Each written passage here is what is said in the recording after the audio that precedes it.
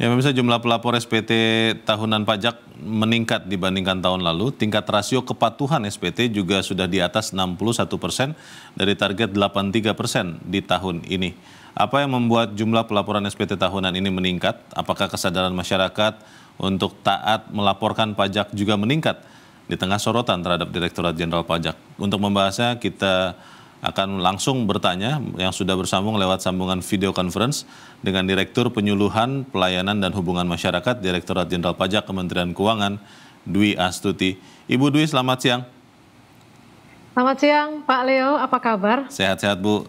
Saya juga mengalami, ini testimoni sedikit, pada saat saya melaporkan, tadinya saya sempat khawatir, Bu, secara online, jangan-jangan hang begitu, karena saya melaporkannya di saat-saat terakhir juga, sistem kebut semalam begitu untuk orang Indonesia, tapi ternyata tidak down. Pertanyaannya pertama, Bu, kalau kita lihat ada kenaikan pelaporan SPT dibanding tahun lalu, apakah ini artinya kesadaran untuk melaporkan SPT itu memang meningkat di tengah masyarakat saat ini, Bu Dwi? Ya, terima kasih Pak Leo.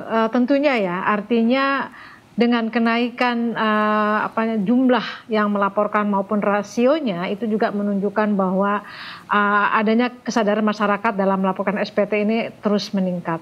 Karena bagaimanapun pelaporan pajak ini kan sebagai sebuah komitmen bersama ya dari kita sebagai warga negara. Dan tadi kalau sempat disinggung oleh Pak Leo terkait dengan di tengah situasi ini, tapi kami sangat berterima kasih tentunya kepada wajib pajak karena masih tetap menunjukkan kesadaran, masih menunjukkan semangat bernegara gitu ya, dan tetap melaporkan SPT tahunan, dan sehingga tumbuh menjadi lebih baik dari tahun lalu. Bu Dwi, kalau melihat rasio ya, itu sebetulnya berapa sih yang harusnya melaporkan SPT, dan sudah yang benar-benar melaporkan itu berapa persen jadinya, Bu? Ya, kalau dilihat dari sebenarnya wajib pajak yang terdaftar itu cukup banyak. Misalnya untuk orang pribadi saja itu lebih dari 50 juta. Tetapi dari 50 juta itu ada yang memang wajib SPT, ada yang tidak wajib SPT. Misalnya Pak Leo, yang tidak wajib itu ya kalau memang misalnya punya NPWP tapi dia tidak punya penghasilan, maka kemudian itu tidak wajib SPT, apalagi kalau misalnya status SPT-nya NE, non efektif, tidak punya penghasilan atau sudah meninggal dunia gitu. Nah, ini kan tidak wajib SPT. Sehingga dari jumlah itu yang wajib SPT itu sekitar 20 juta. Nah, dari 20 juta itu kemudian target kami itu besar sampai akhir tahun ya, ini target setahun. Itu sekitar 83%. Jadi kalau angka pastinya yang wajib SPT itu sekitar 19,4 juta. Dari 19,4 juta ini 83%-nya itu wajib kami kumpulkan lah dalam tanda kutip, sehingga kewajiban kami sampai akhir tahun itu ada sekitar 16,1 juta SPT.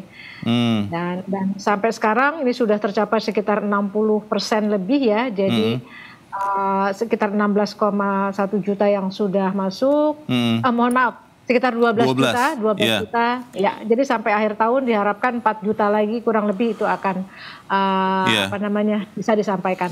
Bu Dwi, ini pertanyaan banyak orang juga. Ada teman juga yang pada tanggal 31 Maret sama-sama dengan saya mengisi begitu, tapi mungkin karena bingung membaca urut-urutan pengisian itu kan, kalau memang belum pernah lapor bingung ya Bu ya ini, walaupun sudah online tapi bingung juga. Anda penghasilan kurang dari 60, lebih dari 60 juta, lalu istri atau pasangan segala macam ada banyak sekali. Dan akhirnya teman saya bilang, ya sudahlah Bang, nanti saja saya isinya. Itu akan kena denda Rp100.000 per tahun per orang, atau memang berapa lama pun dia tidak melaporkan dendanya tetap Rp100.000, Bu? Rp100 yang pertama tadi yang Pak Leo sampaikan yang benar, Rp100 per tahun. Rp100.000 per orang per tahun. Rp100.000 murah banget, Rp100, sorry. Rp100.000 per tahun ya? Per tahun Rp100.000 terlambatan untuk orang pribadi. Ya. Jadi kalau misalnya saya ulangi, silakan Bu. Untuk orang pribadi itu Rp100.000 per tahun. Kalau untuk wajib pajak badan itu 1 juta. Per tahun. Jadi kalau tadi Pak Leo bilang bahwa yang untuk tahun 2002 misalnya belum lapor di tahun ini, tanggal 31 Maret ini baru lapor di April ataupun Mei nanti, maka dendanya Rp100.000. Tapi kalau misalnya ada tahun-tahun yang dulu, 3 tahun yang lalu, 4 tahun yang lalu tidak lapor belum juga, lapor, itu baru dilaporkan sekarang, itu maka akan dihitung Rp100.000 per tahun. Rp100.000 per tahun. Baik, Bu. Sudah dipastikan tidak, Bu? Kan saya sempat juga ya melihat riwayat melaporkan SPT ya di akun WP itu, Bu. Itu sudah pasti semua yang dulu kan semuanya offline ya, Bu. Itu semua datanya sudah pasti masuk ke sistem online ini atau bagaimana, Bu Dwi? Ya, semenjak kita menggunakan online ya, sistem online atau e-filing ini, maka data-data paling tidak mungkin 5 tahun terakhir itu sudah masuk ya, sudah ada gitu. Karena pengalaman saya sendiri itu sudah ada di sana. Dan bahkan sekarang itu ada yang namanya pre-populated. Kalau misalnya memang pemberi kerjanya itu sudah mengikuti program ini ya, SPT tahunan yang atau memberikan data terkait dengan pekerjanya kepada sistem Direktorat Jenderal Pajak, itu bahkan bukti potongnya itu akan langsung muncul masuk ke sistem kita. Itu yang namanya pre-populated. Jadi mungkin saya tidak tahu nih ya, kalau misalnya kayak contohnya seperti saya, maka bukti potong yang sudah dilakukan oleh Direktorat Jenderal Pajak itu akan langsung masuk sistem, sehingga ketika saya akan mengisi SPT, itu data-data pembayaran pajak saya sebelumnya itu sudah ada. Jadi nantinya walaupun ini manual, katakanlah kan sekarang juga masih ada beberapa wajib pajak yang melaporkan SPT-nya secara manual, itu nanti juga akan di-entry ke sistem kita. Online, ya? Yang dulu pun kita punya kantor yang namanya kantor pengolahan data dan informasi gitu ya. Itu juga akan yang dulu dilaporkan secara manual, itu juga akan di-entry ke dalam sistem kita. Jadi sehingga semua datanya itu akan masuk ke dalam administrasi Direktorat Jenderal Pajak. Jadi memang sistem online ini juga berkontribusi atau tidak nih, Bu Dwi, meningkatkan pelaporan ini? Karena dulu saya juga mengalami, Bu, bagaimana harus antre di hari-hari terakhir itu. Itu antrenya luar biasa, Bu. Bisa sampai 3 jam, bisa sampai 4 jam. Buat tenda itu kalau di kantor. Sampai keringetan begitu. Ini membantu tidak sistem online ini, Bu Dwi? Ya, pastinya. Karena ini akan sangat-sangat memudahkan gitu ya bagi teman-teman wajib pajak untuk menyampaikan SPT. Karena bagaimanapun sebetulnya kami selalu menghimbau kepada teman-teman wajib pajak itu lebih cepat, lebih nyaman sebenarnya. Karena ketika kalau online itu lebih cepat, lebih nyaman. Karena apa? Yang pertama, sistem pastinya itu kan nggak rebutan ya, sehingga bisa dipastikan sistem akan lebih baik. Gitu. Dan yang kedua, kalaupun ada pertanyaan yang ingin diajukan masih cukup banyak waktu gitu untuk ditanyakan. Ada hotline begitu, Bu, ya, untuk bertanya ya? Ya, bisa ke 1.500, 200 yang pasti itu online. Bisa live chat juga ke Direktorat Jenderal Pajak. Datanya sendiri bagaimana, Bu Dwi Astuti? Beberapa teman tuh khawatir, itu aman tidak ya? Bocor tidak ya data saya ya? Itu bagaimana, Bu Dwi? Ya, dalam kesempatan ini saya ingin menyatakan jangan khawatir, kita punya ketentuan yang di dalam Undang-Undang Ketentuan Umum dan Tata Cara Perpajakan di pasal 34 tentang rahasia jabatan. Jadi barang siapa yang membocorkan rahasia wajib pajak yang diberikan oleh wajib pajak kepada Direktorat Jenderal Pajak, itu akan dikenakan pidana.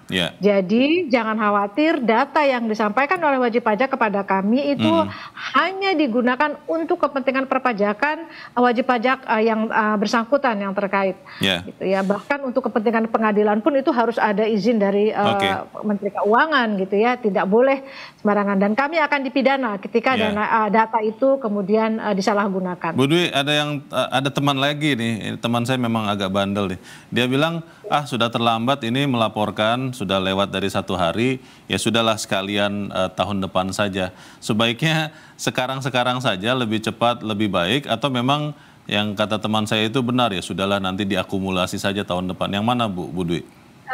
Tentunya kalau kami mengharapkan lebih cepat, lebih nyaman, lebih cepat, lebih baik. Jadi Karena walaupun sudah bagaimanapun, terlambat kena denda 100.000 tidak apa-apa ya, jangan ditunggu tahun ya depan begitu tidak, ya? tidak apa-apa lah ya. Mungkin ya.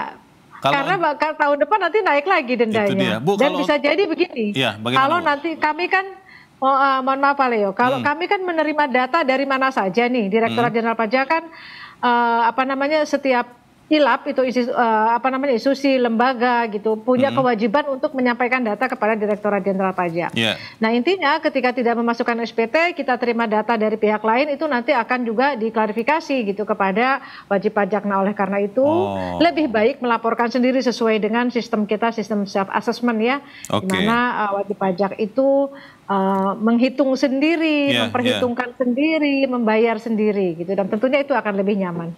Terakhir mungkin Bu, untuk orang-orang yang terlambat bayar nih, termasuk teman saya itu bayarnya setelah lapor, ada tagihan, atau bayar dulu baru lapor, atau bagaimana sih Bu? Ya, tunggu STP-nya. Ada yang namanya surat tagihan pajak. Tunggu STP-nya, karena nanti STP itu adalah sebagai identitas.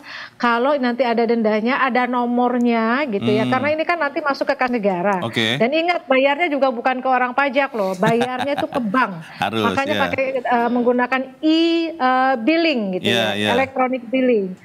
Itu langsung ke bank, langsung ke rekening kas negara. Nah, di STP-nya STP itu dikirim lewat mana Bu? itu bisa create billing itu kita minta kalau e-billingnya. Oh, kalau di STP-nya STP-nya itu surat tagihan pajaknya itu dikirim lewat ya, apa Bu? Lewat pos. Oh, PT Lewat Pos. Ya. Bukan lewat email ya? Kan sudah modern nih Bu.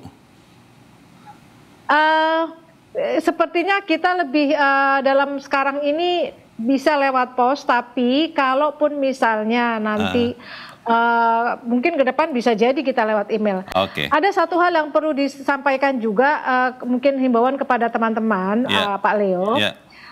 Makanya ketika mengisi data di Direktorat Jenderal Pajak itu please isi data yang benar, dari mulai nomor telepon, alamat email gitu ya. Karena bagaimanapun ini akan lebih memudahkan nantinya kalau kita harus berkorespondensi.